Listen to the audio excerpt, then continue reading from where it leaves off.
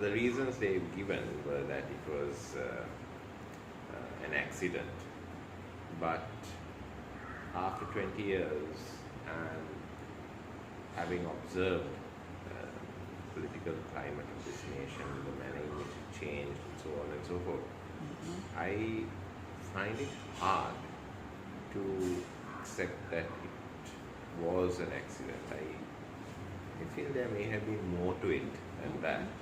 There may have been a lot more to it than that. Yeah. But of course, I have no evidence or anything substantial to which I could hold on to and say, this is there, so how do you say that?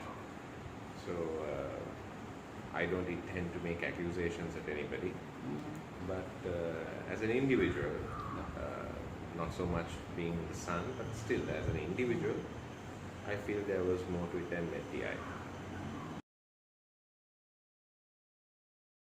Well, he was certainly on the LTT hit list. That was a given. I think he was right up there at the top. Yeah. But aside from that, I wouldn't go so far to say that he had enemies. I suppose all of us have enemies. Yeah. But he had become the first ethnic politician to embrace national politics, I believe. Yeah. And the manner in which his political journey was taking, the speed at which his national journey in politics was taking off, he appeared to be garnering a significant degree of support from the populace. And I suppose that may have been a threat to others, whomever they may have been, because let's face it, he was a very charismatic individual.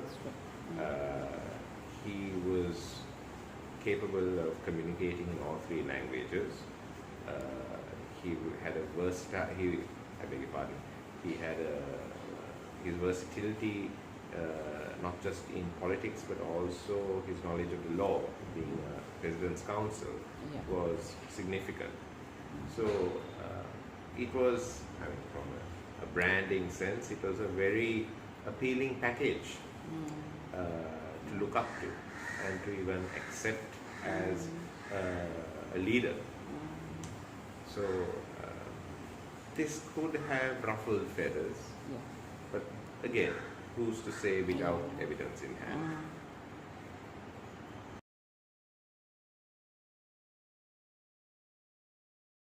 Really, whilst Mr. Ashraff was alive, there was always a firm hand that guided the direction of the party and the actions of the party per se. Yes, there was always, I wouldn't say, okay, I understand what you mean when you say friction within the community. There were those who didn't quite agree with the stand that the Muslim Congress took. See, the Muslim Congress always propagated the view that they represented the rights of all Muslims in Sri Lanka. Now, whilst that view was propagated, it was fueled by their strength in the north and east of Sri Lanka. We had a presence in the western province, we had a presence in the central, we had a presence in the central province, but it was certainly not as profound as those areas. And I think that to some extent upset the thinking in, say, the western provinces and so on. Look, we have no problem here. Why do you want to impede on us with these radical political views per se? And the response at the time, I recall, was that you don't have a problem now, but there's going to come a time where you will have a problem, and at that time you will need this entity. Well, we never thought it would happen 40 years later, but it did. We didn't have terrorism, but we did find ourselves in a state where we face extremism, something that has become, unfortunately, the extremism and the racism has become part and parcel of society today, which is tragic. Because if you think about it, 40 years ago we had a war, but we never had racism, and we never had extremism, at least not to the extent we see today. So the problem did finally reach here, because it was predicted. So it's a case of being able to put yourself in the shoes of another who is facing an issue, and trying to be, and being able to empathize, being able to see if you can truly understand what the person is going through. And I think it's something we'd all do well to be able to practice, not as Muslims to Muslims, but even as Sri Lankans. Because if somebody from the majority community or any other community is going through something, I mean, I'm also a Sri Lankan, I also have a family, I should be able to at least make some attempt to understand that individual's pain, what that individual is going through.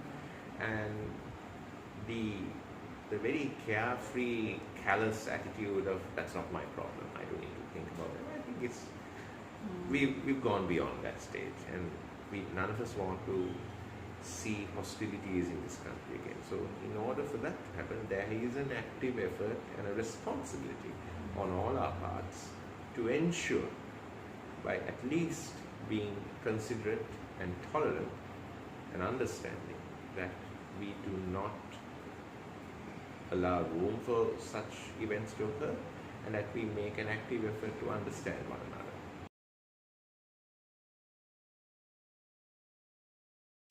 One thing my father was very keen on was that the community was looked upon with a greater measure of respect. That we too had a key role to play in the political discourse of the country. That we too had a key role to play as Sri Lankans in this country. Not merely to be looked upon as, another minority group, but as Sri Lankans. And that thinking is what eventually led him to sort of conceptualize a political party which subsequently became known to us as the National Unity Alliance.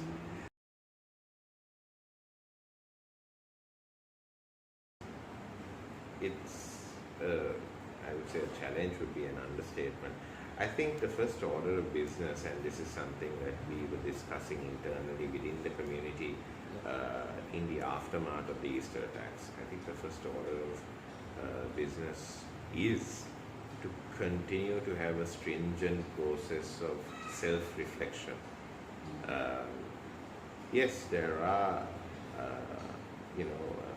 issues that are pertinent to all the communities, but we need to also address issues within our own communities. I mean, are we conducting ourselves in a manner that is acceptable to all? That is not to say that we should go about compromising on our own traditional values or our own religious beliefs. Not at all. But there is such a thing as being mindful of the sentiments of others and conducting your affairs in such a manner that it does not, upset others. It's basic common courtesy if you think about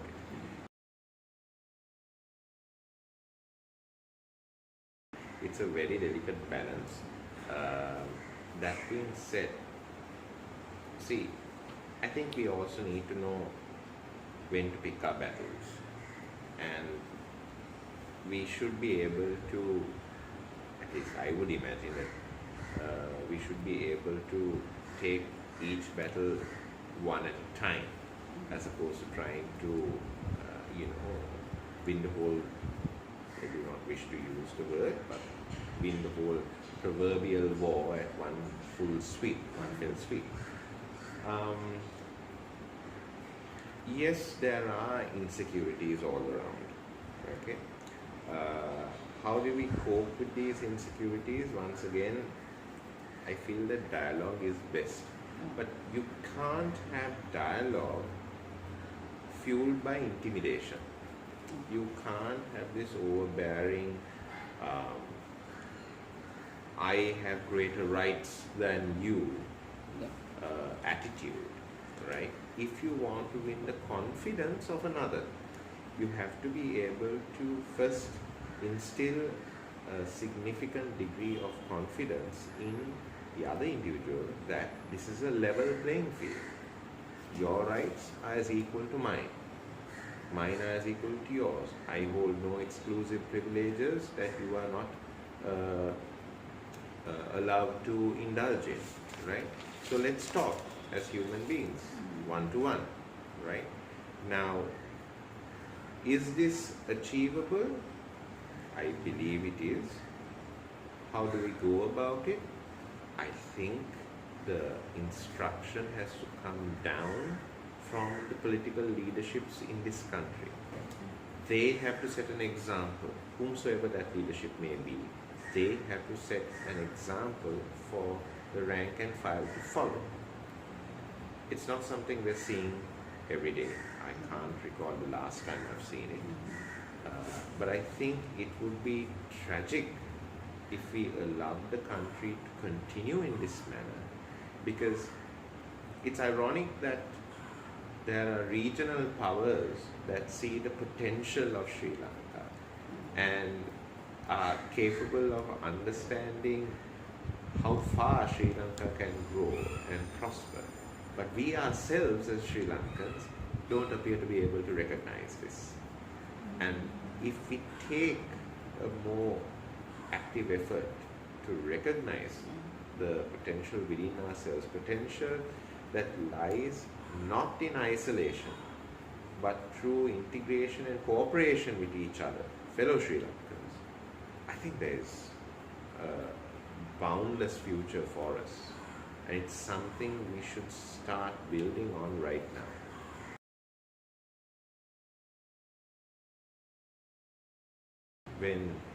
So I attended Vichali International School, and there was a practice there that from kindergarten, and I'm talking about the mid-80s, from kindergarten till grade 6, or rather till the end of grade 5, right, you have to learn Sinhala and Tamil, mandatory.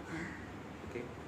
The moment you go to grade 6, in addition to your choice of foreign language, you get to pick one or the other. But what has happened is, as a result of that foundation, I have Sinhalese friends who speak Tamil and Tamil friends who speak Sinhalese. And we have a fabulous time when we're with each other, because, you know, we crack jokes from each other's cultures, we're able to appreciate cuisine and so on and so forth. But this comes from those foundations. I have learned subsequently of late that the system has changed, and even amongst international schools, at a primary level, you have to pick either Sinhala or Tamil. And I think that's tragic, because a young child, I have a child of my own, a young child has the ability to grasp languages at that initial stage of his or her life, and that's the best time to inculcate as many languages as possible. So one would imagine that you would take every effort within your power, even in the education system of Sri Lanka, especially in the education system of Sri Lanka, to ensure that the child is trilingual. Because how can you say you're a rounded Sri Lankan if you don't have a trilingual mastery of all three languages? You have people, fellow Sri Lankans living in Jaffna, you're going to go to Jaffna and speak there in Sinhala? Or are the people in the north going to come to the south and speak in Tamil? It's not going to work. So there has to be, I mean, it would be ideal if we have a linked language that worked for all. Unfortunately, that was the case, I believe, way back when. I've met individuals in my life who were blessed to be educated through that system, and I have asked each of them, where did you study? Because their command of the language was so rich that I actually thought they were educated in the United Kingdom. Nonsense. I was educated in Candy at St. Anthony's or some, institution that would never have struck my mind. Not even a Columbus school. So that was the standard. But if you look at the standard of English today, even if you take up an examination paper from, say, the Open University of Colombo, it's horrendous. And then that standard filters down into the villagers, and you're getting a diluted standard of education. And it's just not acceptable. So, what do I think of education? I think that's the solution to all our problems. But that is the hardest straw that's going to be most difficult to break. But if we can achieve it, I think we're on a very firm footing. I think the acceptance has always been there. I mean, I grew up always knowing that this is a single this country. Ideally speaking, from an idealistic standpoint, you and I may have a different point of view there. Yes. But the fact of the matter is that it is a single Buddhist country, right? And I've never felt threatened by that, to be frank, right? But I think the problem arises when you're having a conversation, whomsoever it may be, and in order to win an argument, that is put forward. And I think that's where things go wrong. If you want to win your argument, you win your argument based on the merits of your case. You don't win the argument by saying, this is a single Buddhist country, so it has to happen that way. No, that's intimidation. So I think, broadly speaking, I'm very proud that there is an Anuradhapura and a Polonnaruwa and a Sigiriya in this country. I mean, whenever I have friends coming down from abroad, I plan the entire holiday from the Temple of the Tooth to all these places. As someone who's made a career in the communications industry, I know so many people from the minority communities who would gladly propagate from a tourism perspective that Sri Lanka being a Buddhist nation, you could propagate Buddhist tourism in this country. I mean, that in itself is a separate opportunity right there. That is by no means a threat to me, personally speaking. But that being said, when you speak about the business of talking about a Sinhala Buddhist nation, don't use that statement to threaten or intimidate others, because that causes an instant backlash. And the moment that backlash occurs, whatever chances you had of reaching an amicable settlement are gone.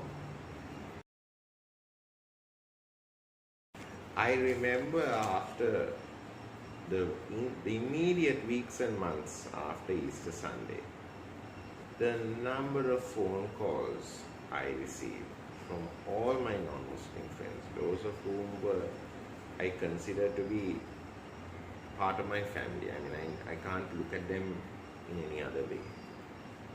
Asking me, Machan, do you guys really feel this way?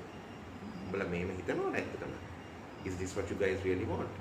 And I have had to spend hours and hours really explaining to them, reassuring them that this is the act of a terrorist and that the Muslim community does not feel this way, and so on and so forth. But,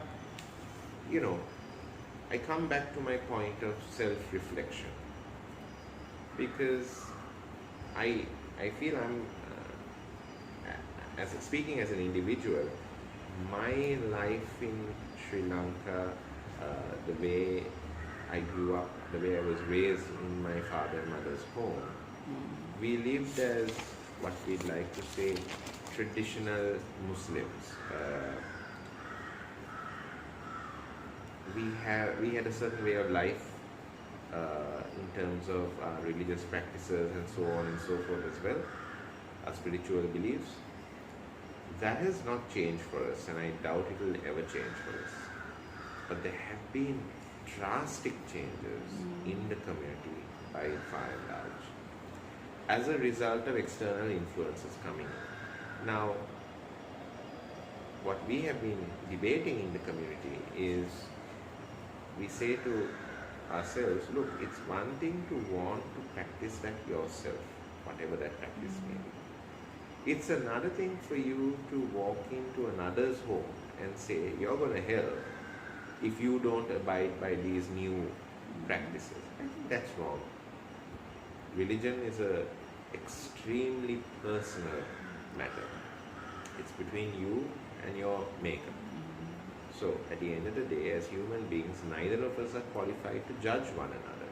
It's only Almighty God that we believe will be the final adjudicator of how well you live your life on earth. So I think as Muslims, we again have a duty to reflect on how we conduct ourselves publicly and privately, how we move with other communities in this country, and there has to be a significantly more strenuous effort to integrate with the rest of society. Because at the end of the day, I mentioned this earlier, you can still integrate with Sri Lankan society. You can profess to be a fully fledged Sri Lankan by all means, and still retain your cultural beliefs and preserve your traditional practices. Never by compromising on them. But you need to make an effort to be willing to do that.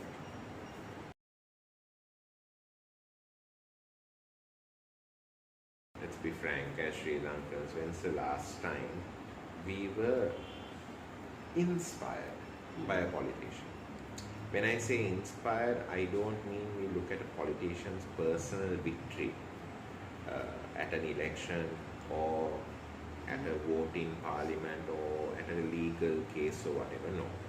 But whomsoever it may be, when is the last time we looked at a politician, not as a politician, but perhaps as a statesman who represented the nation with such dignity, with such poise, with such finesse? When's the last time we looked at that individual and said, I'm so proud that that person is a Sri Lankan? I think Lakshman Kadalgama was the last. Mr. Kadalgama, I think, was beloved by all Sri Lankans. So, when are we going to get another Lakshman Kadalgama? That's what we need to aspire to. And if you want, I'll never forget a statement Mr. Kadalgama made in the House, I think a few years before he passed, where he said, I am first a Sri Lankan and second a Tamil, if I remember the quote accurately. That's the attitude. It's the same for me. I'm first and foremost, I'm a Sri Lankan by birth. My religion comes in after my birth, but I'm born into this nation as a Sri Lankan. When are we going to have a political individual who is going to be able to inspire the country, inspire the people of the country to think along those lines without hammering it down our throats or intimidating us to follow in that path or threatening us to follow in that path? You can't win the hearts and minds of all peoples by doing that. You can't do that. You know, as much as if we take the papers, I mean, you guys know, you're in the media, if you take the papers and you look at what happens in India on a day-to-day basis. I'm not talking about at a political level, but I'm talking about community level. You can look at the conduct of actresses and actors and so it's a mess. I think Sri Lanka is 10 times better, right?